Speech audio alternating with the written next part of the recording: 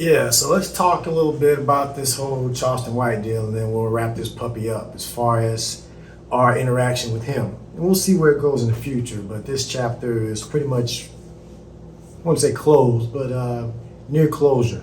This is the 27th video, I believe, in the Charleston White playlist, and we're going to switch gears. The experiment of collaboration has come to a conclusion.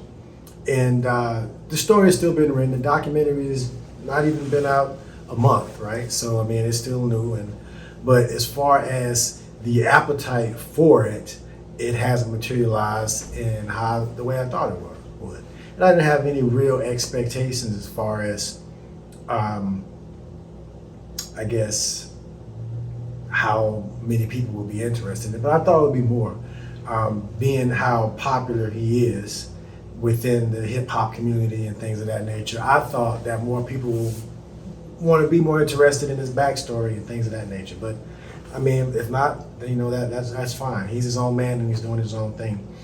A lot of the stuff that's in the documentary hasn't been posted online, but the interviews with some of the people are online. You know, Joe Blow, Pops, Juanita, his wife. The majority of what they said is online, just to kind of show some of the backstory and kind of lead up to the documentary. But his mom's stuff is on the documentary, and some of the stuff that they said is not all online. But you can get the gist of it. The whole intent with doing that was to see if we could have a public show of what it would look like to collaborate on something that had the potential of giving back to the community. I know he says he doesn't do community work anymore, and that was kind of surprising to me because anyway, I came to the story late, right? When I was introduced to him, he had already stopped all of this stuff that he was showing us in the documentary that he used to do, right? He doesn't do that anymore. He's an entertainer, right? Which is fine. You know, he's his own man. He does what he wants to do.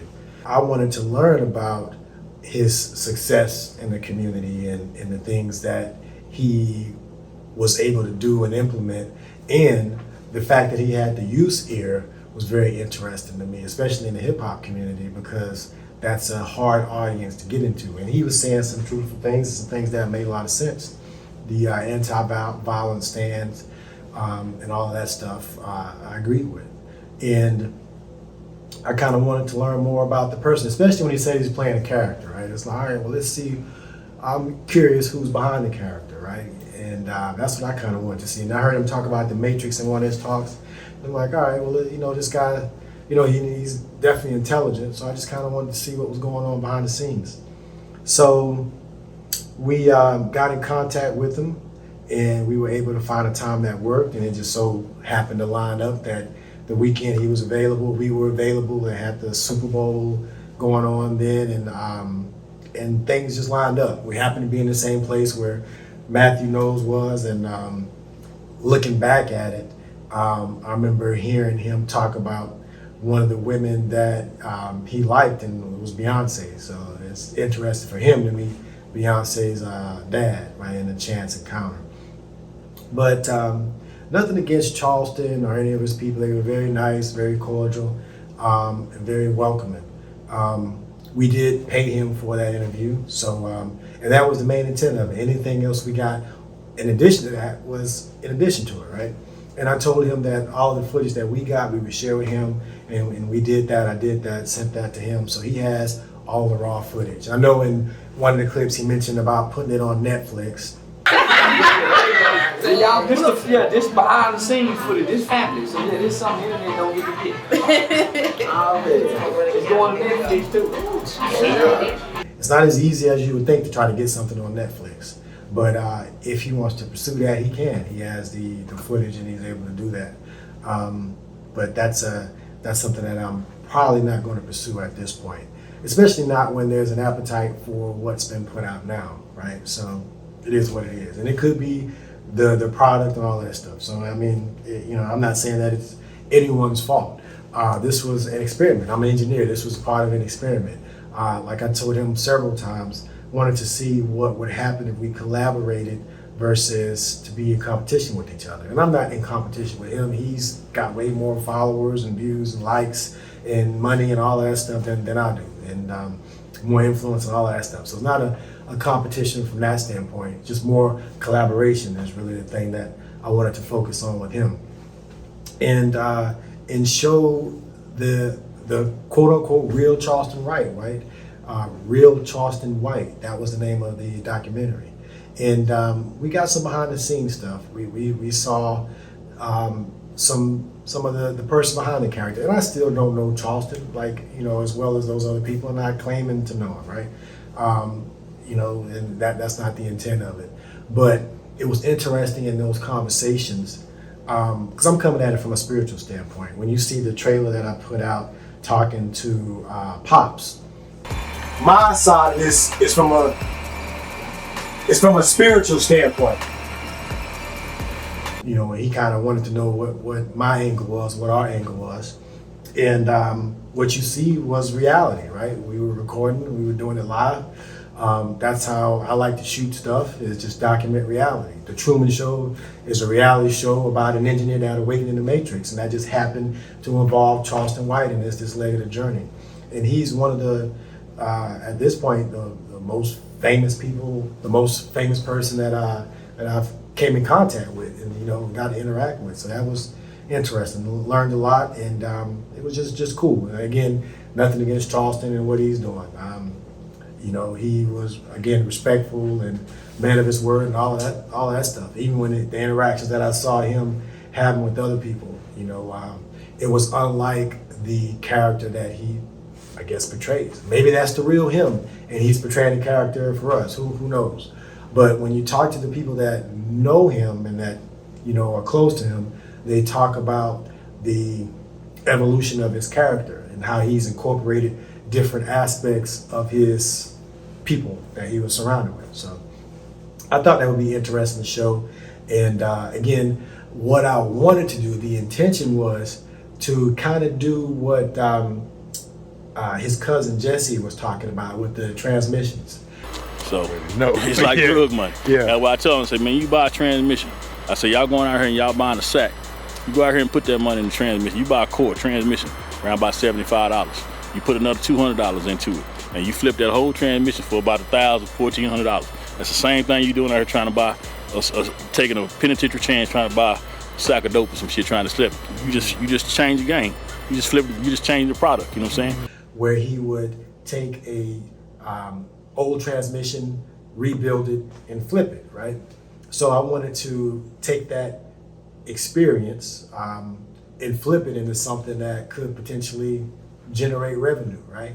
And the idea was to funnel some of that back into the community. That was my intent. I didn't discuss that with Charlton in much detail, even though I did share a little bit of it. He was supportive, but not nothing that I felt he would want to put any real energy behind. He's a busy man and he's doing whatever he's doing. But that was my intent. I had a program before where we were dealing with music and creativity with inner city youth in South Florida. And I was teaching them how to produce, how to make their own music, right? Potential rappers, after school program, at-risk youth, if you will.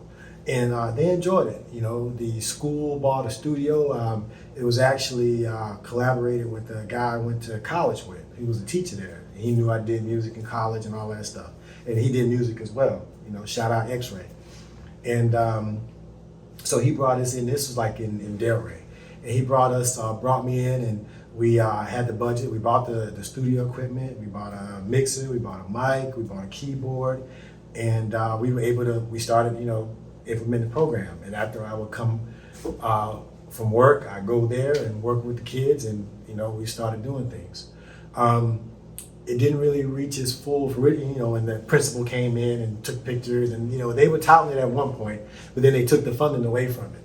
So I thought that was a learning experience for me, because it was something that the kids benefited from, but the funding wasn't there, right? So if you really care about, these kids having something to do after school that they enjoy, and they were actually enjoying it, how much of that do you take away for funding, right? So just something to think about. But anyway, So I was thinking, well, how could you incorporate the creations to help fund the creations, right? How can you allow what you create to sustain the studio to create it? So that was kind of the intent there.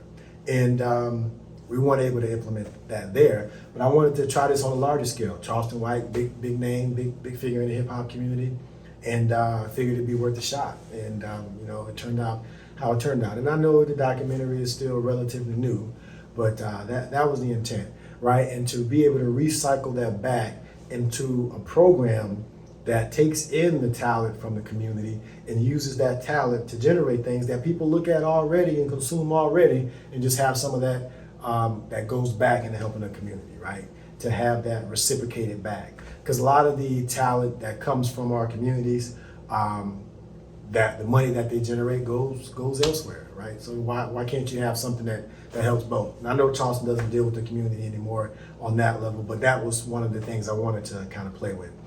And we went to the game, the West Dallas Super Bowl. You can see just two guys with cameras, and of course they were there for Charleston as well. But just like he said, they love the cameras. One thing about our people, they love these cameras. So yeah, we're gonna make their day with these cameras. Right, people want to be stars and do interviews and all that stuff. You see the kids wanting to do their pre-game, post-game interviews before the game, right? And all that stuff. So the people like movies, film, and things of that nature. They like seeing themselves on camera, right? I'm more a behind-the-scenes person, but I understand the power of that. And I wanted to try to capitalize on that. And we'll see, there may be other things to experiment in the future with that. But as far as the journey with Charleston, I think we probably maximized that for where it goes. And it was cool. We learned a lot. And it was fun doing it. Now, editing it was a whole different story, because I don't know if you ever edited a documentary, but it's a lot of work, right? And I've seen enough of Charleston White to last me a good little while, just from editing the footage, and just going through all of that and crafting a story. What you may or may not know is that when you edit a documentary, the editor has a lot of power. Documentary, movie, whatever you're seeing produced, the editor can make things look one way or another, right? You can take clips that can be taken out of context and place them in certain positions in the production and tell a story that may not be in reality, right? And that's not what I do. I'm a documentary filmmaker, so I wanted to document reality, not try to paint Charleston in a certain light or make him look a certain way, right? I wanted to see what the real Charleston White, who's the real person, right? And he was gracious enough to allow us some access to that. You can definitely paint a different picture if you wanted to. But again, that wasn't my intent. I really wanted to just show things in the best light that I could. And the people that we met, Joe Blow was super cool. We had some good conversations. Mom was cool. She mentioned, and you can see that in the documentary, how she took some remorse, or she felt remorse and felt some kind of way by not being there, by working and not supervising her children the way that she felt she could have to prevent him from getting in some of the trouble that he did. Part of the thing that I liked about Charleston, from the little end, I don't watch a whole lot of YouTube, I don't watch a whole lot of his videos or anything like that. You can see how often I post, and I can probably do better at that, but my relationship with the internet is a whole different story.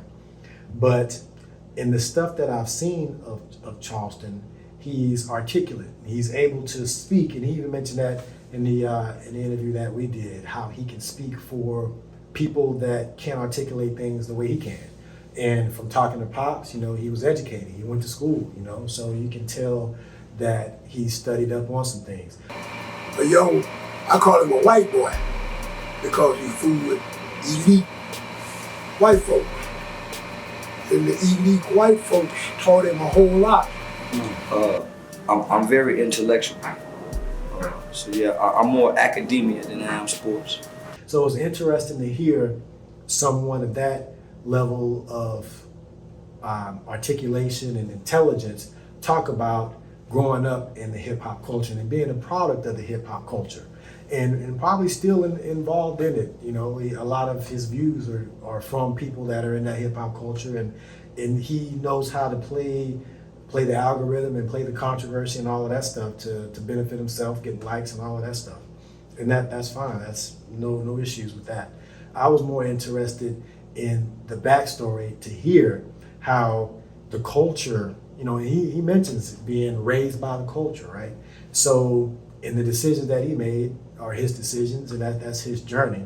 But to be able to articulate the things that influence you to do the things that you wanted to do, what made you feel that was cool or that was the spot to be in and things of that nature.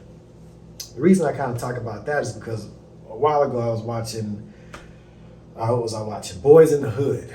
No, Minister Society.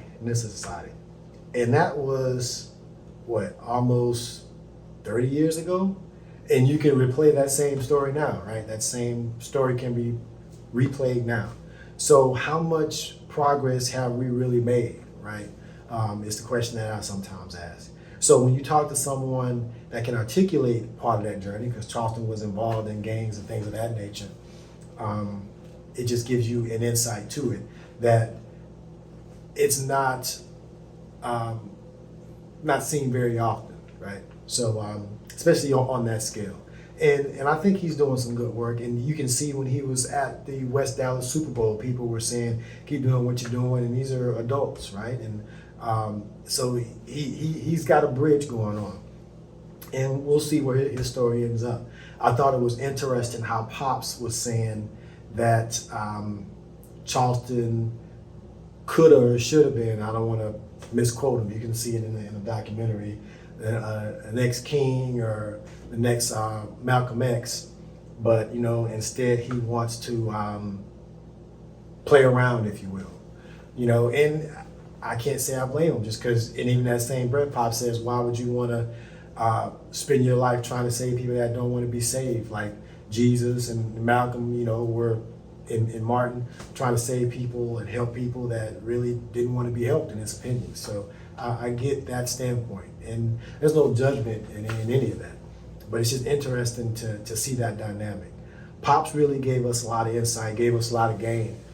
He talked about being spiritual and how there's not many spiritual people, and how Charleston White is a spiritual person, and he didn't know that he was a spiritual person, and that's why he's able to articulate things and speak the things that he does and keeps giving in the way that he gives. So it was, and that was our standpoint coming into it from a spiritual standpoint. So it was cool to see that dynamic. Even Joe Blow talking about the Bible and spirituality and the God within. You know, hearing that from an ex, he's an ex-blood, right? Ex-gangbanger. So just because you lived that lifestyle doesn't mean that you can't have insight or have self-awareness or self-realization, right? It's not from a judgment standpoint. So it was a good experience. I did think that there would have been more support for the documentary, and yeah, maybe, you know, and that was only my second one doing it. So it was a learning experience for me and Casey as well. And I think we did a good job for what we had, and running around and trying to make things work. Definitely the next one, if there is a next one, will be better. It's a learning experience, and we'll see what happens going forward. There's some other things that I'll be doing with a friend of mine named Ken and Chad, who I just met, who has a channel on YouTube. So we'll try to do some things there. But yeah, I just kind of wanted to talk about the whole Charleston thing and kind of wrap up that chapter and get back to what I'm more interested in, because yeah, I do hip hop music and I do create and all of that stuff, but I really can't get down with the violence and the negativity that's in the music now.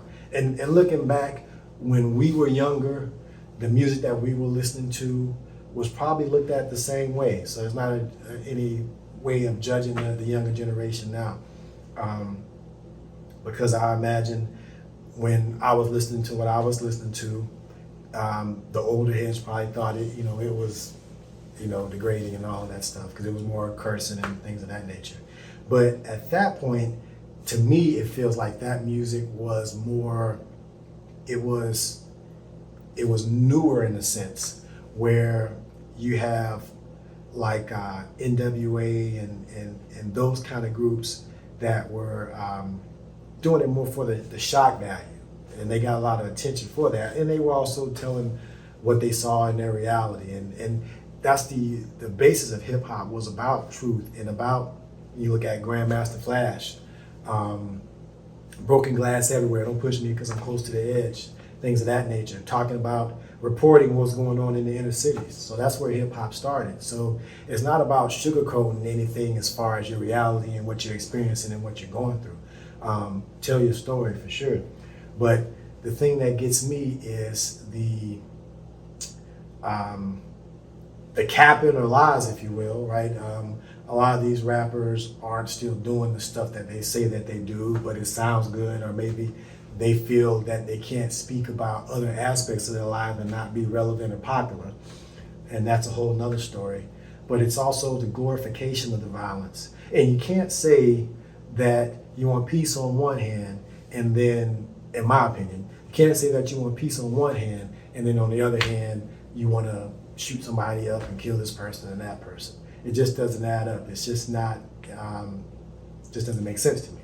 But, I'm old school, right?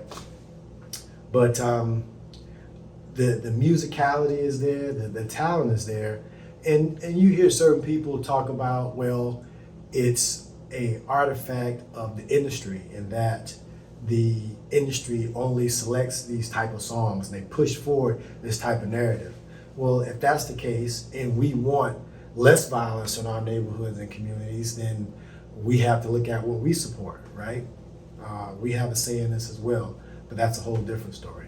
But the difference between what I feel we were listening to, the newness of it, the rawness of it, and they were still talking about their experience, but it wasn't glorified to the degree I feel it's glorified to now.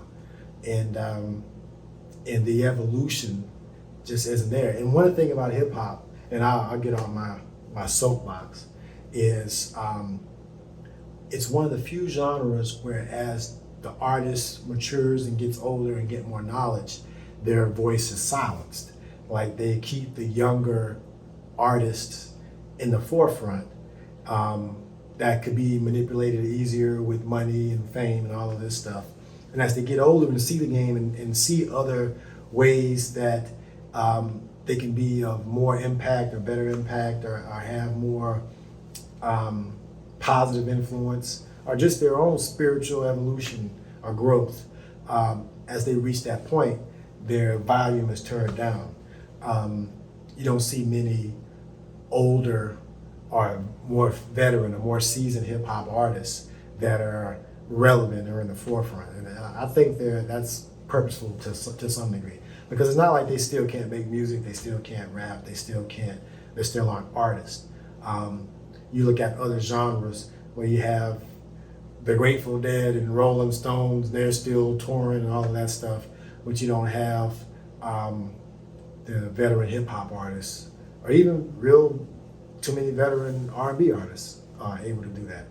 But that's just something for another discussion. But yeah, that's kind of all I wanted to say.